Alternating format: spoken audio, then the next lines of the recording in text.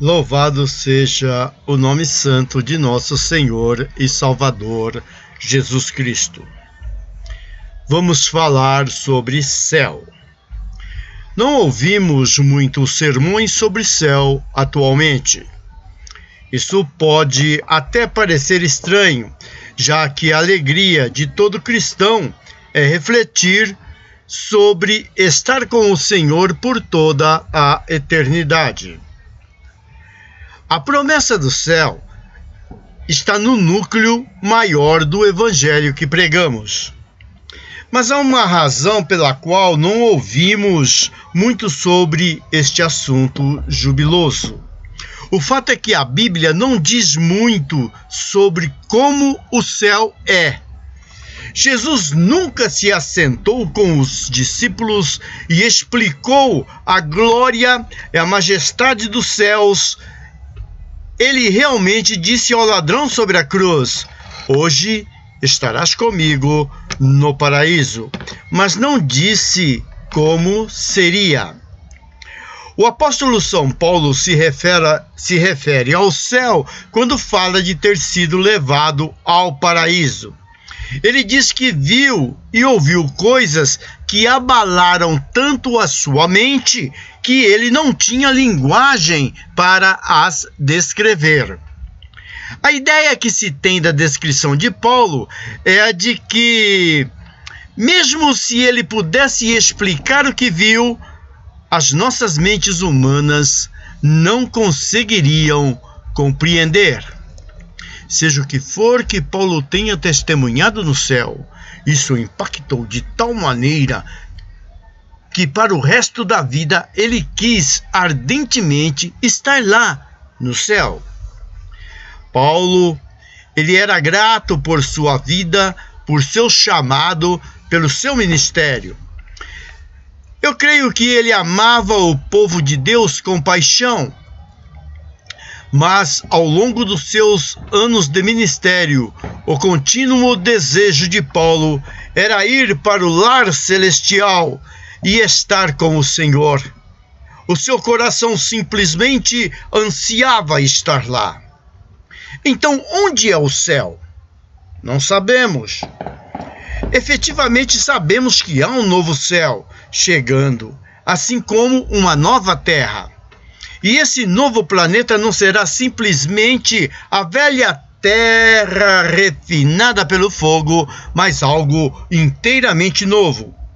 E o seu centro será a capital, a Nova Jerusalém. Efetivamente, também sabemos que o trono de Deus está no céu.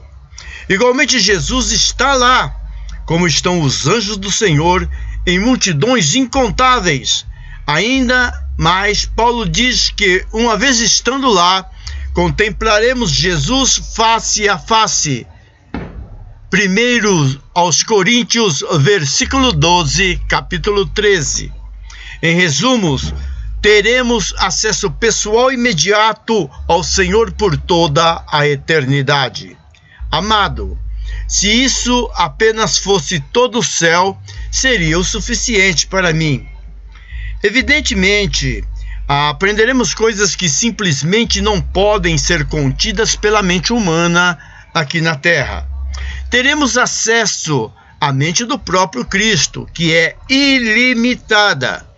E eu creio que ele vai nos ensinar a respeito de todas as coisas eternas.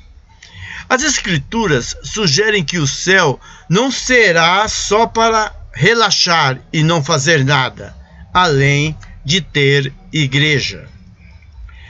A Bíblia nos diz que no céu os santos governarão com o Senhor Jesus como reino e sacerdotes, e reinarão sobre a terra. Apocalipse 5:10. Agiremos assim como seus servos lá, os santos, o servirão. Apocalipse 22:3. Isso me diz que receberemos estimulantes e abençoadas missões neste novo mundo que virá. As Escrituras falam repetidas vezes do papel que os anjos têm desempenhado por toda a história, ministrando até Jesus. Seja qual for o nosso excitante trabalho, podemos saber que continuará pela eternidade, porque os mundos de Deus não têm fim. Considere por um momento o infinito aparente que vemos no espaço.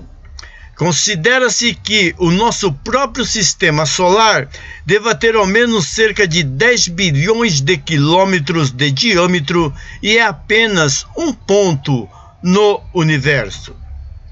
Descobertas científicas mostram que há sistemas após sistema após sistema, aparentemente sem fim. Isto é tão tremendo para a mente.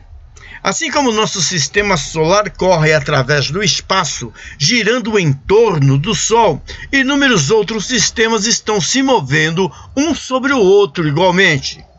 Está tudo tendo lugar segundo a divina ordem de Deus. Por essa razão, creio que no céu iremos receber tarefas que são agora incompreensíveis às nossas mentes humanas. Quando Paulo se refere à sua experiência no paraíso, ele fala de ter estado no terceiro céu. Louvado seja Deus. Os estudiosos no tempo de Paulo ensinavam que havia 3 camadas de céus. Primeiro, a atmosfera física a qual habitamos. A seguir, o segundo céu, onde as estrelas estão. E finalmente o terceiro céu, onde Deus e o paraíso estão. Tudo o que eu posso dizer sobre esse assunto com segurança é que Jesus ascendeu ao céu acima de todos os céus. E nos disse que está lá agora preparando um lugar para o seu povo. Também disse, voltarei outra vez e lhes levarei para lá. Onde eu morar, vocês morarão. Em resumo, amado, não dá para eu dizer como o céu é. Eu não sei muito sobre o que está acontecendo lá. Não tenho nova revelação a oferecer. Não tenho uma versão como a de Paulo. Eu nunca estive lá. Mas dá para dizer como o céu não é e o que não está lá, pois isso é o que as Escrituras oferecem. E como você verá, o que isso revela nos dá motivo para nos alegrarmos. Comecemos com a visão do apóstolo João em Apocalipse capítulo 21. João, ele nos conta que não encontraremos as seguintes coisas lá nos céus. Louvado seja Deus. Não existirão mais mares. Vi o novo céu e a nova terra, pois o primeiro céu e a primeira terra passaram, e o mar já não existe. Apocalipse 21:1. Ele está declarando que não haverão mais ameaças vindas dos grandes blocos de água. Não haverá mais ciclones, furacões ou tsunamis assassinos. Na verdade, a única água que é mencionada quanto a esta nova terra será um rio de júbilo que corre através das ruas da Nova Jerusalém. João fala o seguinte dele: me mostrou o rio da água da vida, brilhante como cristal, que sai do trono de Deus e do Cordeiro. Apocalipse 22:1. Não haverá lenços nos céus. Não teremos nenhuma necessidade dessas coisas, pois os textos das Escrituras implicam em que nem precisaremos de glândulas lacrimais. Deus lhes enxugará dos olhos toda lágrima. Apocalipse 21:4. Segundo João, as lágrimas simplesmente não existirão no céu. Igualmente não haverá mais funerais, caixões de defuntos ou cemitérios. E por que isto? Porque a morte já não existirá. Já não haverá luto, nem pranto. Apocalipse 21:4. Pense nisso. Não ficaremos mais ao lado dos caixões, chorando a perda dos queridos. Não haverá mais choro ou luto, porque no céu nunca iremos morrer. Uma vez tendo sido ressuscitados do sepulcro terreno pelo poder da ressurreição de Cristo, nunca poderemos morrer outra vez. Não haverá mais farmácias, hospitais, médicos, enfermeiras, ambulâncias, analgésicos ou receitas. São João, apóstolo evangelista, nos diz: já não haverá dor. Apocalipse 21:4. Sou lembrado de uma mãe e de sua filha deficiente que visitaram a nossa igreja. O filho dessa senhora havia cometido suicídio após 7 anos suportando uma dor excruciante que médico algum conseguia diagnosticar. Durante esse tempo, ele tinha de tomar narcóticos fortes, pois só assim conseguia suportar mais um dia. A origem desta dor nunca foi encontrada. Agora a filha está mostrando os mesmos sintomas. Trata-se de uma bailarina talentosa e estudante brilhante que ganhou prêmios e bolsas de estudo, mas a situação dela se deteriorou tanto que agora enfrenta dor torturante e contínua. Como o irmão, essa jovem vive em um grau tão elevado de dor que numa escala de 0 a 10 a sua dor chega a 14. Segundo os médicos, foi dito que os narcóticos aos quais ela precisaria para a dor seriam tão fortes que a matariam em poucos meses. Nunca me esquecerei dos últimos dias na terra de nossa preciosa netinha Tiffany. A dor de minha neta, devido ao tumor cerebral, ela ficou tão intensa que os seus membros se agitavam violentamente. Ela sofria terríveis convulsões e eu tinha de ajudar seu pai a segurar os braços e as pernas de Tiffany nessas horas de dor. A dor era simplesmente demais para ela e, na verdade, era demais para seus avós também. Finalmente, Tiffany disse à mãe que o Senhor havia falado ao seu coração, dizendo: quero que você venha para o lar celestial. Comigo não haverá mais dor. O versículo de João tem um significado especial para mim. Já não haverá dor. Apocalipse 21:4. Como avô de Tiffany, eu descanso no conhecimento de que é aí que a minha netinha está nesse exato momento, com Jesus, onde não há mais dor. Não haverá mais medo, não haverá mais incredulidade, não haverá mais coisas abomináveis, assassinatos, mentiras ou feitiçaria. A Bíblia diz que todos os que praticam tais coisas serão lançados no lago do fogo. Quanto aos covardes, aos incrédulos, aos abomináveis, aos assassinos, aos impuros, aos feiticeiros, aos idólatras e a todos os mentirosos, a parte que lhes cabe será no lago que arde com fogo e enxofre. Apocalipse 21:8.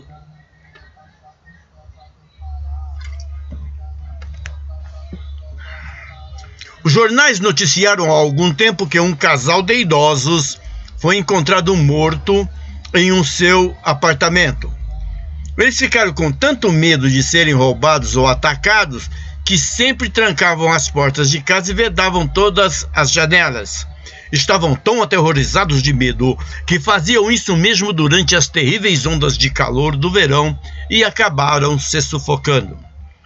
Não haverá mais esse medo no céu, nem haverá mais qualquer violência ou assassinato. Há pouco, um homem que atacava crianças admitiu ter molestado mais de 200 delas. Graças a Deus, no céu não haverá mais tais abominações. Não haverá também mais motivos para se mudar no céu. A minha mulher e eu já nos mudamos de uma casa para outra inúmeras vezes em nossa vida adulta. Sou grato porque, quando chegarmos aos céus, nunca mais teremos de nos mudar. Como eu sei, Jesus diz: não se turbe o vosso coração, na casa de meu pai há muitas moradas. Se assim não fosse, eu vou-lo teria dito, pois vou preparar-vos lugar. João 14:1-2. Há pouco eu li sobre uma senhora cristã que perguntava: se haverá multidões nos céus que não podem ser contadas, como seria possível Deus fazer habitação para todos? Como poderia haver lugar suficiente para tantos moradores? Vejamos as palavras de Jesus sobre esse assunto. Vou preparar-vos lugar. Tais palavras devem ter um significado muito especial para nós. Alguns estudiosos da Bíblia interpretam Jesus aqui como muitas habitações. Isto pode ou não pode estar correto. Tudo que eu sei é o seguinte: se Cristo está construindo, podemos ficar seguros que é algo glorioso. Ao pensarmos no lugar que nosso Senhor está construindo para nós, não devemos imaginar uma casa de tijolos ou algo assim. Pelo contrário, as moradas dele no geral são de uma outra dimensão ou esfera. Como humanos não conseguimos imaginar um mundo no qual o corpo passe livremente através de substâncias materiais. Jesus fez isto após a ressurreição e diz que no céu os nossos corpos de glória serão como o dele. Esse é um domínio que o cientista nenhum descobriu, algo enormemente diverso de tudo o que possamos compreender. O importante que Jesus traz sobre o céu é: esse é o lar celestial. Vocês vão viver eternamente onde eu vivo, eu, Jesus, vivo. E quando eu for e vos preparar lugar, voltarei e vos receberei para mim mesmo, para que onde estou estejais vós também. João 14:3. Em termos simples, há um lar na eternidade para cada um de nós. E Jesus diz basicamente: quando esse dia chegar, quando vocês estiverem aqui comigo, eu pessoalmente mostrarei o que construir para vocês. Não há inválidos no céu, nem cegos, surdos ou corpos em declínio. A Bíblia diz que teremos novos corpos nos céus. Claro que essa é uma doutrina bem conhecida dos cristãos. E Paulo tinha muito a falar sobre ela. Ele escreve: mas alguém dirá, como ressuscitam os mortos? E em que corpo vêm? 1 Coríntios 15:35. Em outras palavras, as pessoas podem se perguntar: que tipo de corpo ressuscitará dos mortos? Paulo responde que o corpo entra na sepultura, não é o corpo que sairá dela. Quando semeias, não semeias o corpo que há de ser, mas Deus lhe dá o corpo como lhe aprouve. 1 Coríntios 15:37-38. Em outras palavras, os corpos que habitaremos no céu serão a sua semelhança, serão celestiais e não terrenos. De acordo com Paulo, o nosso corpo físico é semeado na corrupção, mas ressuscitado na incorrupção. Simplificando, quando o nosso corpo é semeado ou enterrado, ele é um corpo natural, é um corpo terrestre. Mas quando formos ressuscitados, será como um corpo celestial do céu. O corpo que teremos então será glorificado pelo poder da ressurreição de Cristo.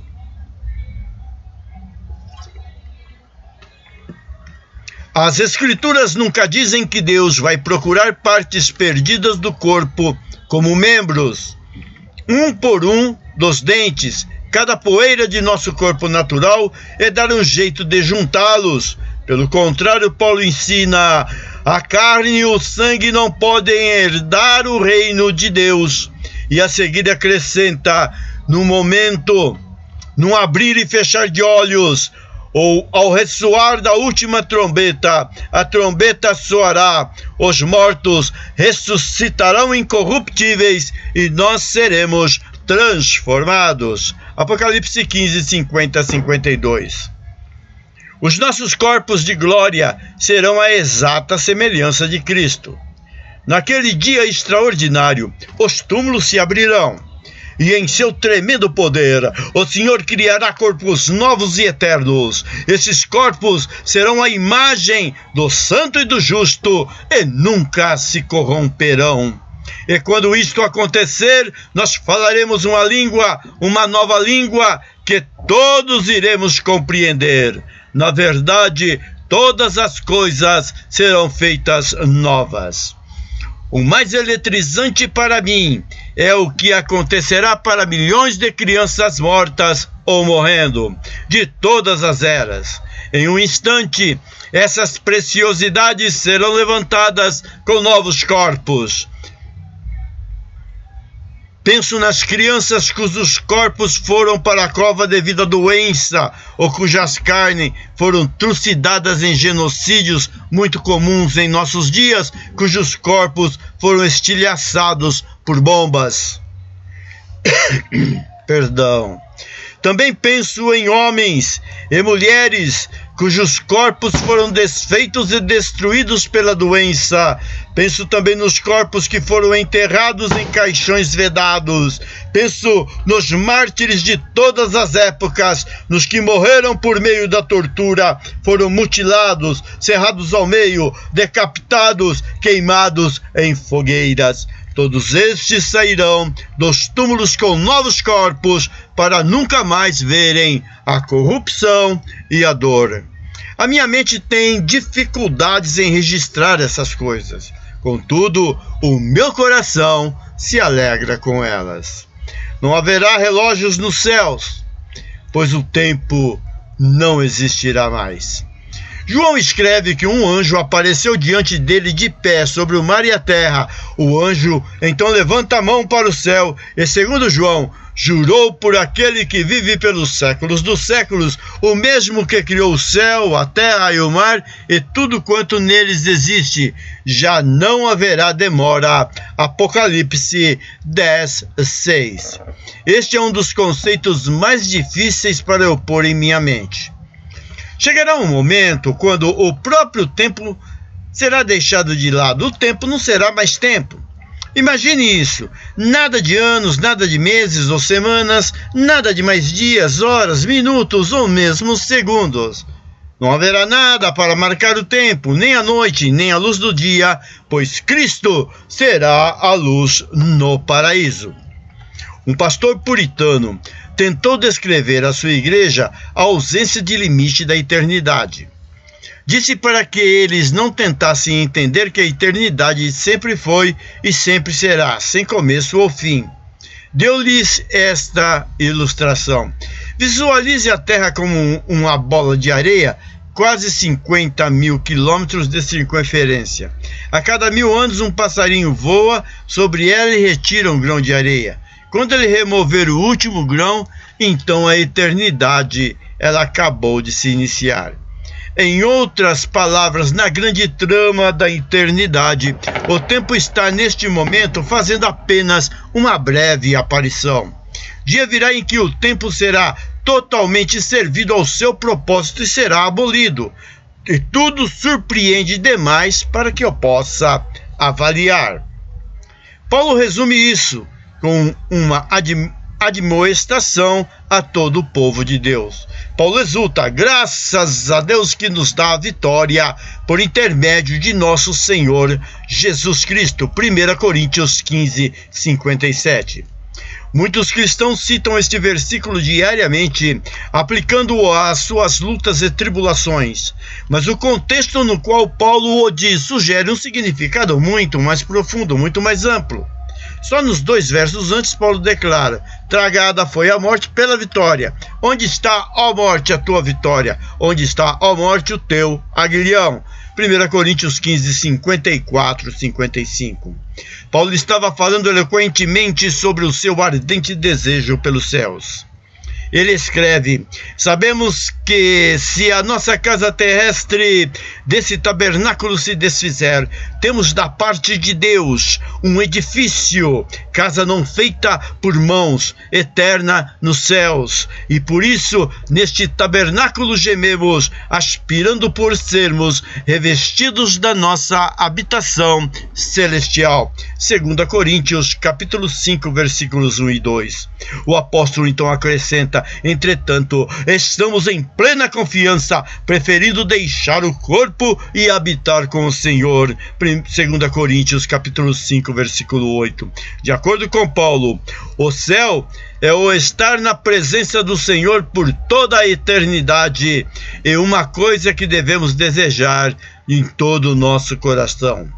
Ao ponderar sobre estas coisas que as Escrituras dizem que o céu não será um quadro glorioso, começa a se formar.